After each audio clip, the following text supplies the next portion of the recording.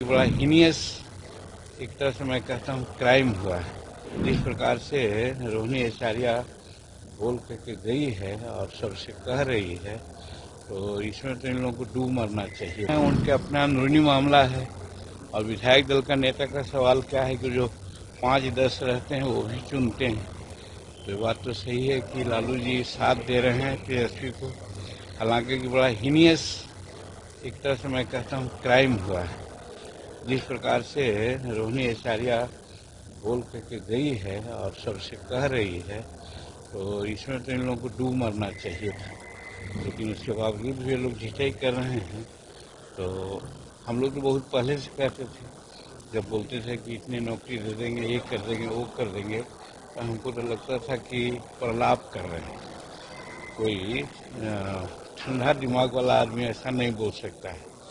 और ये बात को हर मीटिंग में हम उछालने का काम किया और धन्यवाद देते हैं बिहार के आम जनता को, जो हम लोगों की बात को समझने का काम किया और नरेंद्र मोदी जी और नीतीश कुमार के कार्यों को और डबल इंजन की सरकार को आगे बढ़ाने का वो लोग ने जो निश्चय लिया वो बहुत काबिल तारीफ है। और ख़ास करके महिला और युवा जिनके लिए नीतीश कुमार जी ने काम किया है, वो आज सामने आया और काफ़ी बढ़ चढ़ के लोग वोट दिया, इसलिए इसको लैंडस्लाइड भी हम लोग कह रहे हैं।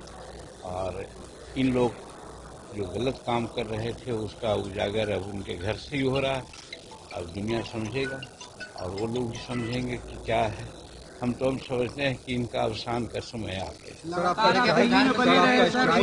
सबसे अच्छा रहा सर? नहीं, सबसे अच्छा स्ट्राइक रेट रहा है भाजपा का, उसके बाद मेरा रहा। बात सही है, इसमें हम जनता को बहुत धन्यवाद देते हैं, लेकिन अब वो बात नहीं कहेंगे। लगातार दिल्ली में आप बने हुए थे सर, मुलाकात क्या हुआ? डिप्टी सीएम का सर क्या मांझी जी? अब ये तो नेता बताएंगे, हम लोग इसमें कुछ नहीं कर सकते। नीति निर्णायकों में हम नहीं हैं, इसलिए नीति निर्णायक जो हैं वो लोग बात करेंगे।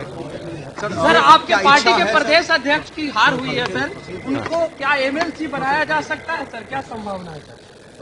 देखिए, अभी हार हुई है, यहाँ हमारे जो राष्ट्रीय अध्यक्ष हैं हम लोगों ने बैठक में समीक्षा किया है। क्या उन लोग किए हैं हमको पता नहीं, हम तो दिल्ली चले गए थे, आज आए हैं।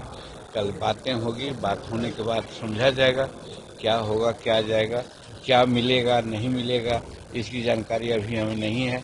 पहले नेता पद का चुनाव हो जाए, नीतीश कुमार मुख्यमंत्री का शपथ ले लें, उसके बाद ही कुछ बातें होगी। सर डिप्टी सीएम के सर क्या लगता है सर? डिप्टी सीएम तो बनेंगे ही, निश्चित है कि 2 बनेंगे या 3 बनेंगे, कहा नहीं जा सकता, लेकिन 2 तो निश्चित बनेंगे। और सर क्या हम पार्टी से क्योंकि जो स्ट्राइक रेट रहा नहीं, हम पार्टी का कोई किसी प्रकार का डिमांड नहीं। चार्टेड प्लेन से ललन सिंह और संजय झा विशेष प्लेन से रवाना हुए। राजनीति है, कुछ सजेशन लेने के लिए गए होंगे, इसमें आश्चर्य की क्या बात है।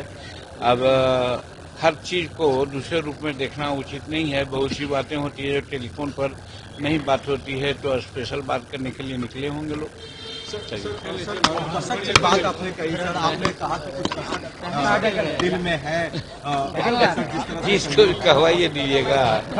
हाँ, है कसक, और कसक इसलिए है कि हम प्रार्थना किया था एनडीए के नेताओं से कि 10 वर्ष हमारा हो गया और हम थोड़ा सा अपमानित कभी कभी होते हैं कि इलेक्शन कमीशन आती है तो हम लोगों से राय नहीं लेती, क्योंकि हम पार्टी हैं क्षेत्रीय, और फिर जब वोट होने की बात होती है, वोटर लिस्ट बढ़ता है, तो हमको खरीदना पड़ता है, और जो मान्यता प्राप्त पार्टी होती है उसको निःशुल्क मिल जाता है।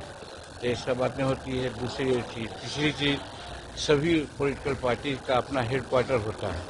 हम चूँकि क्षेत्रीय पार्टी हैं, इसलिए हमको हेडक्वार्टर यहाँ नहीं मिला, सरकार आवास नहीं मिला। अगर हम हो जाते तो हमको आवास मिलता। तो ये सब का कसक रह गया। हमने कहा था कि 2020 में हमारा 60% स्ट्राइक रेट था, यानी कि 7 में 4 लिया था। अगर 60% की बात सुना जाता, इस बार मांग किया था कि हमको 15 दीजिए, हम 8 हो जाएंगे तो हमारी मान्यता प्राप्त हो जाएगी, लेकिन दिए लोग 6। तो वोटर का जो परसेंटेज है वो तो भाजपा के बाद है, लेकिन स्ट्राइक रेट तो 84 पर ही रह गया और हम मान्यता प्राप्त नहीं कर सके, इसलिए